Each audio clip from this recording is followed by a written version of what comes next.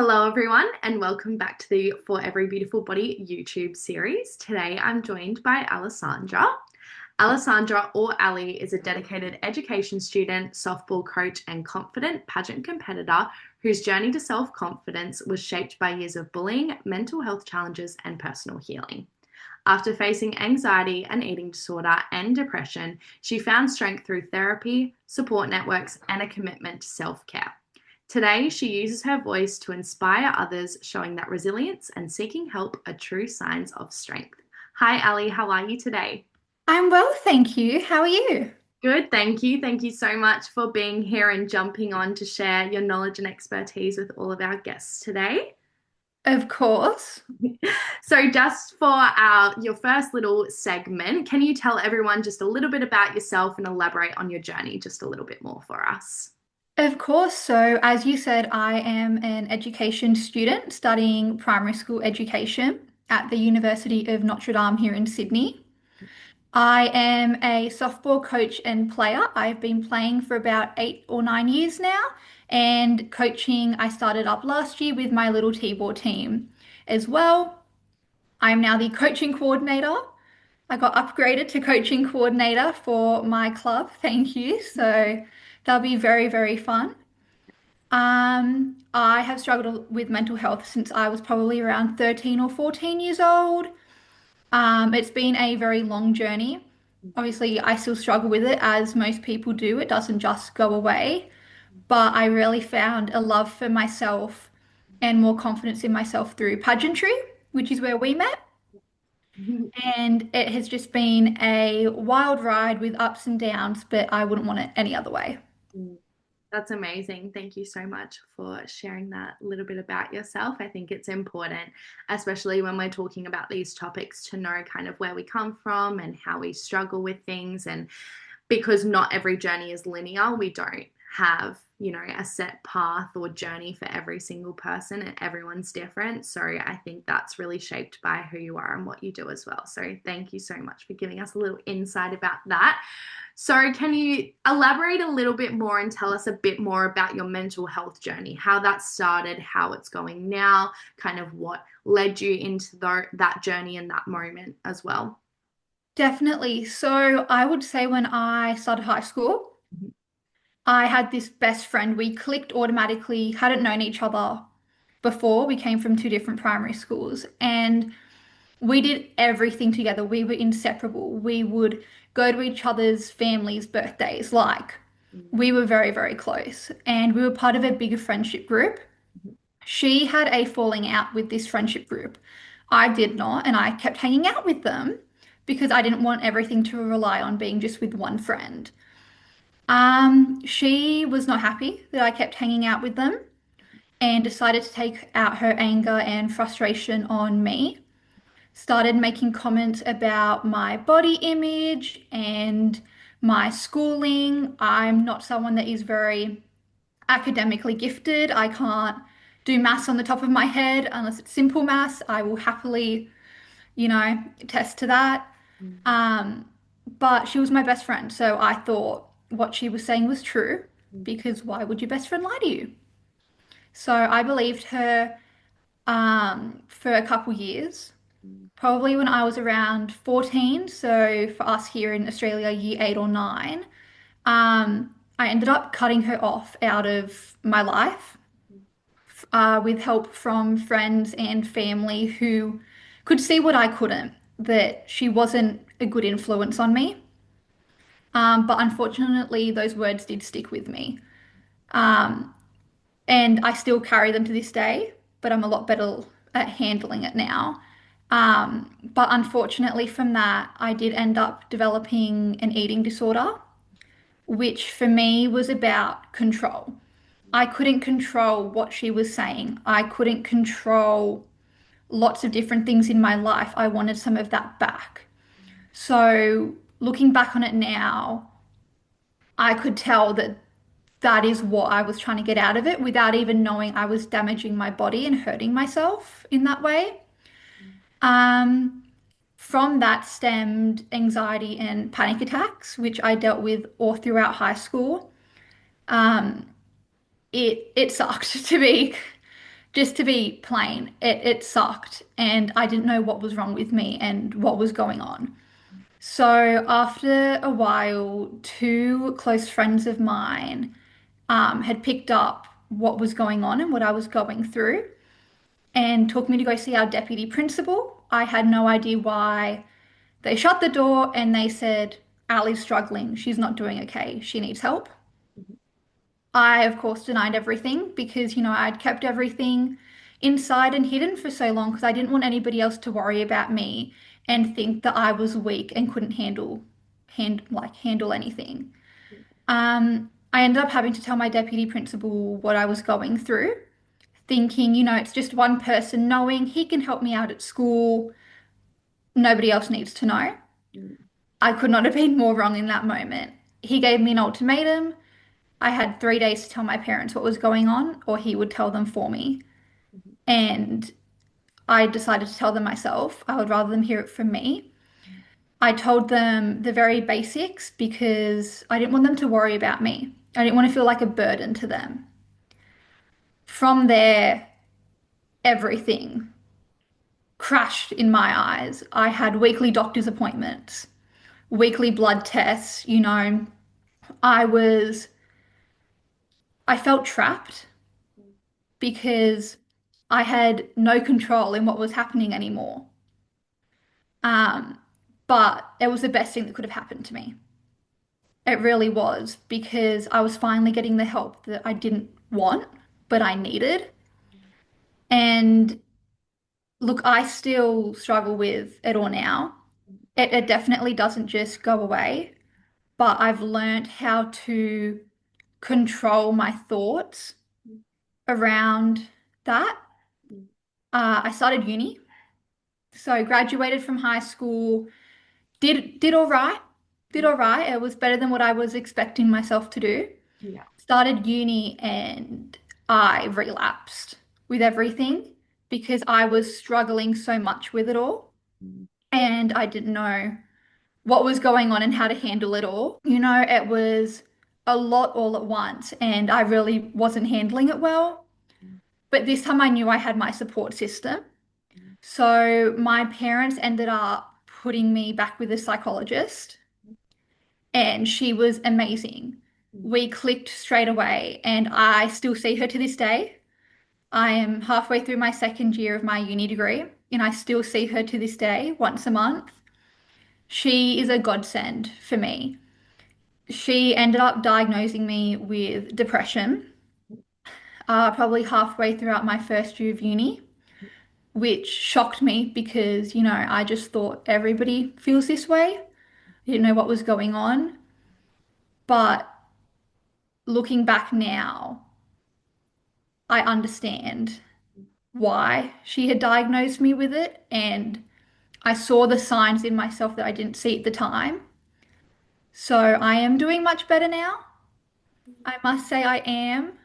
Um, I have my support system. I have my parents, my friends, my psychologist. I no longer have to see the doctor every week and get blood tests every week, which I'm so happy about because I'm not a fan of needles at all. And I grew my confidence so much more and finally found something that I really love and enjoy doing, which is pageants. Amazing. Thank you so much for sharing your story. I know how hard it can be to be vulnerable, but I think it's so important to create these open and honest conversations because essentially what we're trying to do it for every beautiful body is let people know that they're not alone. So it's really important work that you're doing. So thank you so much for sharing that with me and with everybody that will be watching as well. So you mentioned a lot about your support system and having people that recognize the signs kind of before you did and then helping you through that again. Was there, apart from those people, something or a resource or somebody else that kind of helped you throughout your journey as well? Yes, I, before telling anybody, knew that I wasn't safe. Mhm. And by that, I mean that mentally, I wasn't in a safe space. And I reached out to some support systems online, like Kids Helpline and Lifeline, to see if I could get a better understanding of why I was feeling like this and why I was acting the way I was. It did help. It did. I saw a lot of school counselors as well. This was just because of the prior bullying and the whole best friend situation. Everybody knew about it. So it was all the attention on me at once, and my school was like, oh, she should probably go see someone about it. So I think in my whole high school career, I saw maybe 15 of the school counselors we had there. They changed. I know it's a lot, and it wasn't great because they changed like every year. There was a new one, and they would switch throughout, and then they were only there casually, so like 1 day a week or 2 days a week. So every time my school or a teacher would be like, you need to go down to the counselor's office, they want to have a session with you. I'd have to retell them what was going on, which honestly I think pushed me back a bit further. But reaching out to them also, I wouldn't be where I am today and I wouldn't have had the confidence to be able to tell that story to my deputy principal and begin this journey of healing without it. And Lifeline and Kids Helpline are just amazing. It feels like they always know the right thing to say when you need help. So they were absolutely amazing, and I wish that they had more people that could work for them because I know so many people that need their help and there just aren't enough. So I was very, very lucky to be able to get in contact with them. Yeah, that's amazing because, some people don't have the confidence to reach out to those kind of resources. And what I really love and what I think is so great about them is that you can stay anonymous also, and it's without that pressure of somebody judging you or having that face to face conversation and reliving that trauma as well. So I think that's great resources that you mentioned. And I love that they actually did really help you, even though in the time you might not have thought to the full extent that they really were giving you all that knowledge and information. But looking back now, you might not be where you are today without those things and those people. So for sure, great resources, and I'm so glad that you utilized them and knew where to find them and all those sorts of things as well. So you haven't touched on social media. Was there any point in your journey through bullying or, your eating disorder or your mental health and depression that social media had a positive or potentially a negative effect as well? I know that it's something that we don't mention a lot about when we're talking about these things, because in the day and age that we grew up in, we've always known social media. So it wasn't a big kind of change throughout our lives. It was always kind of there. But did that impact your journey at all? 100%, both positively and negatively. Um, Negatively, I'll start with because I like to finish on a positive note when talking about everything. Um, Negatively, it ruined me at one point in my life. When you think about a little 14, 15-year-old girl who is on Instagram per se, because that's what's more our demographic and our age group on Instagram. And you're seeing all of these photos of celebrities that you think you look up to, and friends and other people who are your age who are edited and photoshopped to look like the perfect image. It's tough. And I broke down a couple times. 100% I did because especially struggling with that eating disorder and how I wanted the control, there was also a part of me that was like, why don't I look like them? Why can't I look like them? So it was tough, and I'm very happy that at least I was at that age where I could still do something. I didn't get Instagram until I was 14. Mm, Unlike a lot of kids I see now who have it in their 8 years old and 9 years old. And my parents had put that as a rule that we all had. You know, we got Facebook at 13 because we got to connect with family, Instagram at 14, Snapchat at 16. And that was the end of it. mm, And I hated it. But mm, it was such a good idea on their behalf. mm. And I find that it still happens to this day. People are so overly edited and photoshopped, especially with AI nowadays, that you can make yourself look like a whole different person. And that was not helpful during my journey. That definitely knocked me down a couple times. But on the positive side of it, if I hadn't joined social media, I wouldn't be where I am today. Neither of us would. And especially when I joined the pageant with you, social media became a tool and a more positive space for me. It went from me having all of these negative feelings around it and just not wanting to go on it because I knew what I would see on there. It changed and turned into this beautiful body positive, everyone's there to help each other platform. And don't get me wrong, I still go on there sometimes and see people that looked heavily photoshopped and edited. And that's okay because I've learned now that's their choice. And if that's how they want to come off, they can. But I don't look up to those people anymore. I look up to Skylar.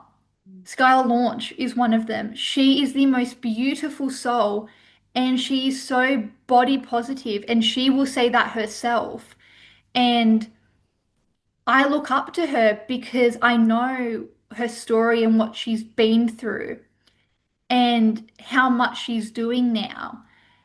And that, honestly, now with social media is a positive thing for me because I get to share my story and hear other people's stories, and we all get to inspire each other.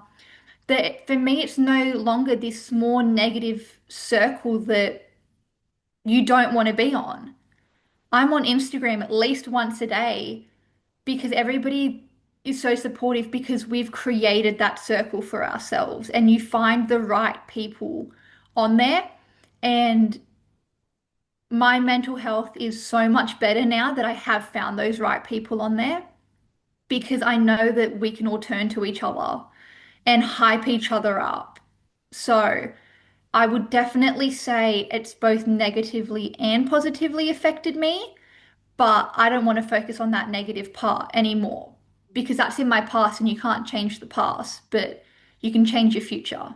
So, Yeah, yeah, definitely. That was so beautifully said. And I think a real big takeaway that I took away from that and a quote that I really live by is that you are the person or you are the person that you surround yourself with, the people that you surround yourself with. So I think it's all about finding your networks, and that doesn't have to necessarily be in your town. Like we connect and we're on, in totally different states, and yeah, there's so many different people that are out there that you can really relate to and take on as a friend that might not live around the road, but that's the powerful thing about social media. So I think that was really beautifully said and portrayed as well. So you've mentioned a little about your pageantry journey. Can you tell us a little bit more about this and how it's affected you and how it's turned you into the person you are today and what you plan to do with it in the future as well? of course. So, 2024, I joined my first pageant, which was the Australia Galaxy pageant. I knew someone there through a connection of mine that I worked with. And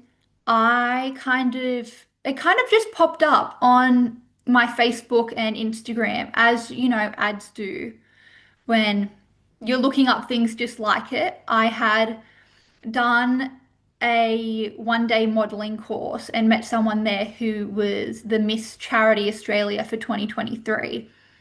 And I thought, wow, like look at the difference she's making and she's so confident. I want that. I want to be able to do that. So I made sure that I found the right pageant system for myself, which Galaxy 100% is. I mean, their motto, as you know, is be the best version of yourself. And they 100% stand by that. So I competed my first year, which is where I met you. It was both our first year at Galaxy, and we were both in the teen division. We were little teeny queenies, as they liked to call us. And I started off a bit rocky. I had a breakdown on the first night after orientation. After seeing everybody, I was just like, I don't belong here. I can't do this. You know, like I don't want to be here. I want to go home. And one of the other delegates, Eleni, who you know, she is the Mrs. Galaxy Australia for 2024. So she won it last year.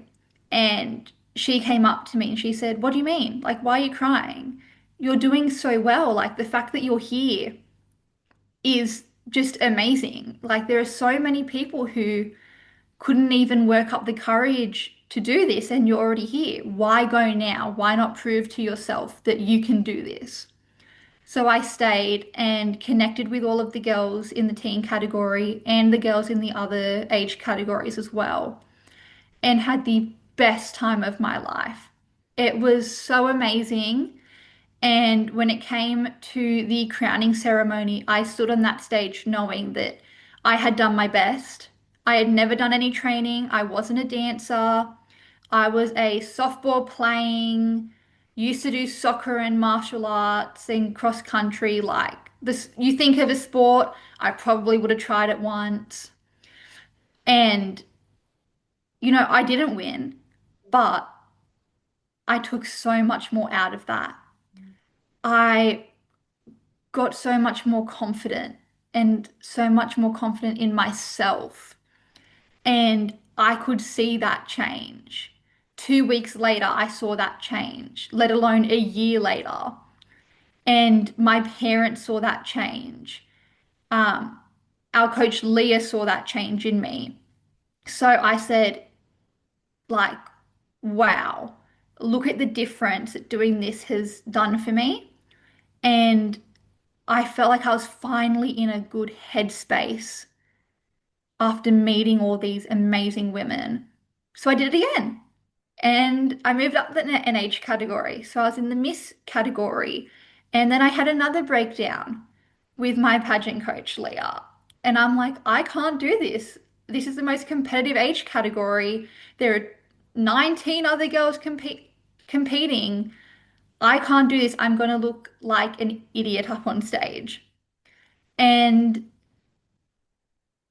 I got there and it was just as supportive as last year. We reconnected. We were lucky enough to be roommates, which was amazing. And I find that that really helped me because we were in different age categories. And I think honestly, you kept me sane throughout the pageant because I knew that I could talk to you without being worried that, you're in the same age category and you could use it against me. Not that any of the girls would.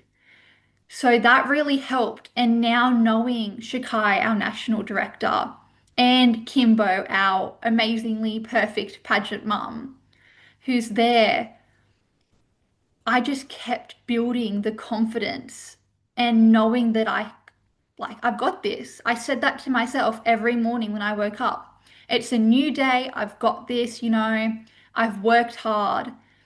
And I ended up, becoming the third runner-up by the end of it, which I was in tears. And people asked me, "Why are you crying? Like you did so well," or like, "Why are you crying? Like you didn't win." But it wasn't about that for me. I was crying because I was so proud of myself that I didn't let anything I had been through define me anymore because I did it. Like I didn't even expect to be in the top 5, let alone win 3 other awards, but I did. because I worked hard and put in that effort and relied on other people as well. And that's what Galaxy is about. And that's why I'm going to do it again. And I'm going to keep growing my confidence because to me, you can't have a good mental health if you don't have confidence in yourself. Oh, that rhymed. I just realized it rhymed. So, you know, pageantry really did help me with my mental health. It really did. It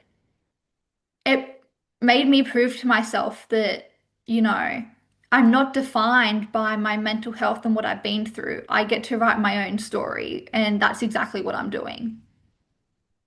Aw, that's so amazing. No, it makes me emotional because, it's something that I think lots of people struggle with is actually reflecting on how proud you should be of yourself and your achievements, and being able to openly speak about it is something that I think is so rare in this day and age when you know, essentially like Galaxy at the end of the day is a competition, but you can only get so much out of what you put in.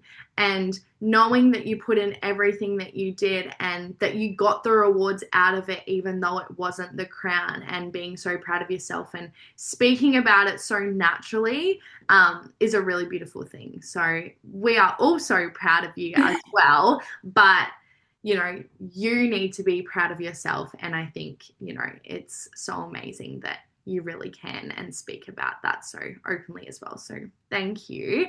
Now, You. just as we finish off, do you have one piece of advice, a quote for anybody listening that is going through maybe what you went through, or any bullying, mental health, or image issues of their own? Definitely. It's something that I wish I had been told when I was younger and struggling, and that it's okay to not be okay, but you're not alone in this. As they've heard, I've struggled with it. So many people struggle with this, and it is okay to ask for help because you're not going to be seen as weak or that you can't handle anything. You are so strong for handling what you've been going through, but it's okay to let other people help you as well.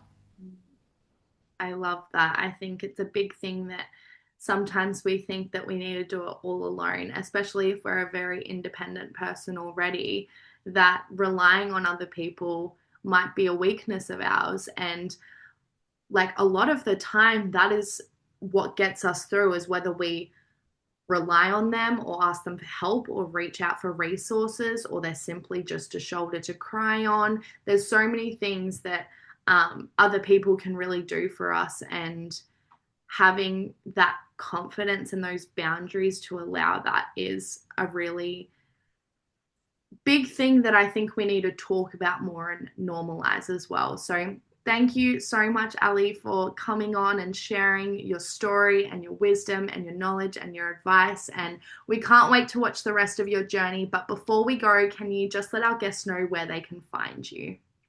Of course, you can find me on Instagram, Facebook, TikTok, and YouTube as well. My YouTube is used for my platform Worthy in Every Way, where I interview amazing women like Belle here, who is up there, and they get to share their story and words of advice for you as well. So please reach out if you want to chat, if you have any questions, if you just need a friend, please reach out. I'm always there to help, and you can also reach me on my website as well. Amazing. Thank you again so much, Ali, for coming on today. We can't wait to watch the rest of your journey and, see you wherever you end up next. Thank you so much for having me. Thank you.